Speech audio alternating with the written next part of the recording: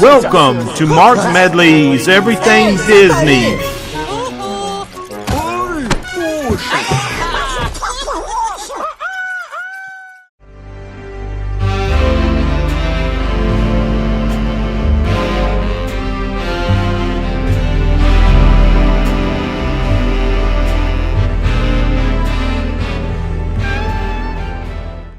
Well, I came to Hollywood and arrived here in August 1923 with $40 in my pocket and a coat and a pair of trousers that didn't match.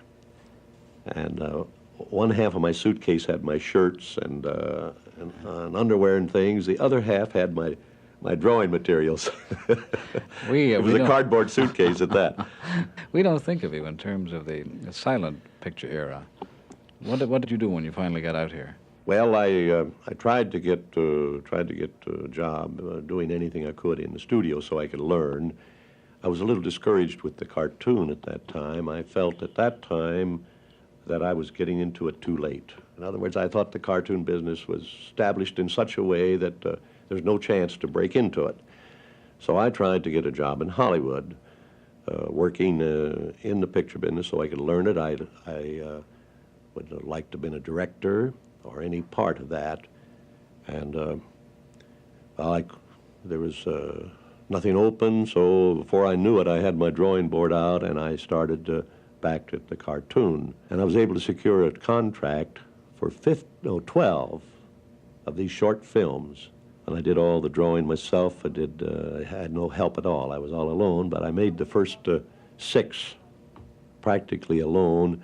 Then at that time, I was able to get some of the boys that had been with me in Kansas City to come out. So from the 7th on, I had some help, and I got by the first year, and they were fairly successful, and that led to other things.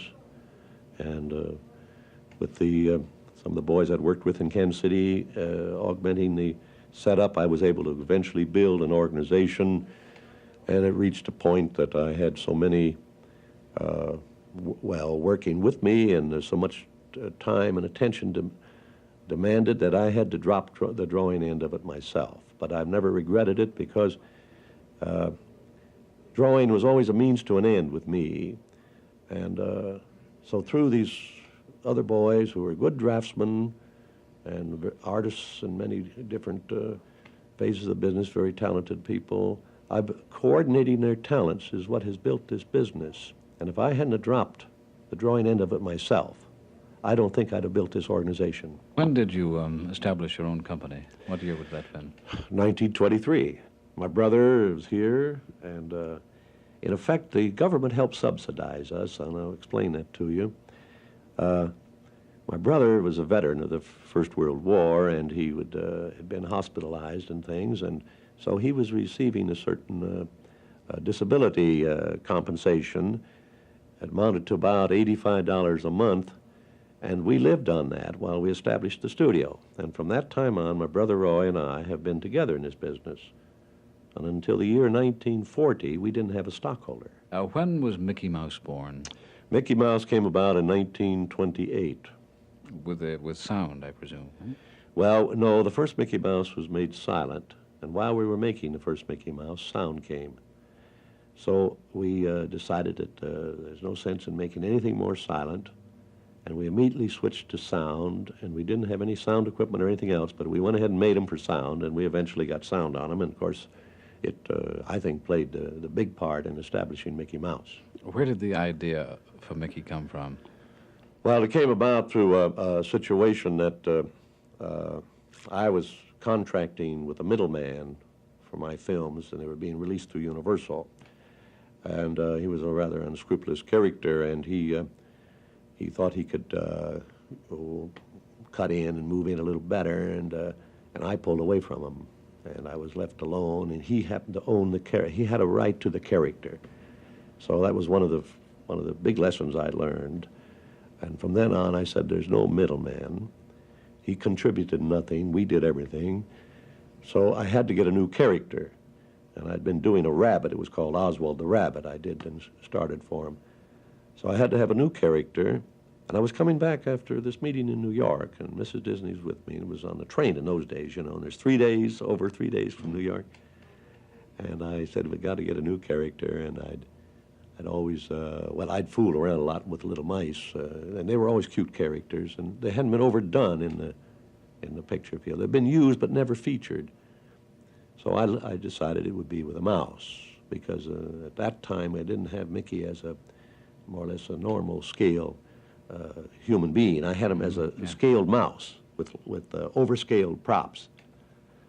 And yeah, that's how it came about. It's kind of like, and then the name came, what would you call him, and the euphony there, Mickey Mouse. And I had a Mortimer first, and my wife shook her head, and then I tried Mickey, and she nodded the other way, and that was it. Is it true that you did the voice for Mickey yourself in the early days? Oh, yeah, I still do it. I was going to ask you if you could, and you still can. Well, it's just the falsetto, and we were fooling around and trying to get a voice for a mouse, and nobody knew what a mouse would sound like, so I said, well, it's kind of like this. And the guy said, well, why don't you do it?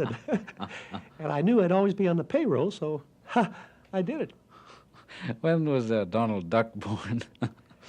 Well, Donald came about 4 or 5 years after Mickey Mouse, and I heard the voice on the radio.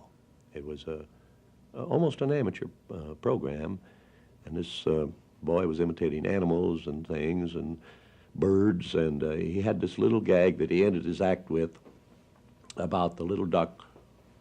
He had a girl duck, reciting "Mary Had a Little Lamb," and it was that odd voice, and I immediately got in touch with the radio station. They didn't even know who he was. He'd gone. I've traced him down and found he was working for a dairy, and he was doing little lectures in the schools on bird life, wearing the uniform of this dairy, advertising the milk. It was an indirect way of getting their advertising.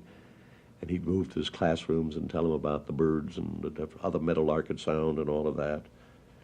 So it was he wasn't making much money, and I said, well, I can pay you a little more than they're paying if you want to come over here, and we'll find out what we can do with that voice. So he was here on the payroll for about a year before the thing that kept throwing me all the time was a girl duck. And funny, I said, well, it don't have to be a girl. It can be a boy duck, you know? Mm. So we ended up with Donald. What about all the other characters like Pluto and... did you think of these yourself, or is it sort of a joint? Well, they evolved. thing? Now, Pluto, we were doing a short with Mickey Mouse. I think it's called The Chain Gang, where that he escaped from prison, and they sent the hounds after him. And one of these hounds, we were fooling around with this hound that was on the trail, this runaway mouse. And out of that came this funny hound character. And from there on, we said, well, we can use him. And before we knew it, we had him in as Mickey's pal, and we had changed him a little bit from the hound, but that's how it started. All of them will spring out of something. Now, the Donald Duck came from this voice. Then we tried to find a character. Then I had a little subject coming where I used a duck, and it was Donald, and from there on, he blossomed out. And the family grew. Yeah. Where are they all now? Oh, they're very active right now. We do an awful lot with them in television, and we do a certain number of short features to accompany our longer features. Mickey is still working on. Oh, yes. We're very happy to know that. He's 30 years old now. That's a pretty old mouse, isn't it? Well, I mean, he's I think through the years, he's got, he's a better constructed mouse than he ever was. I think it...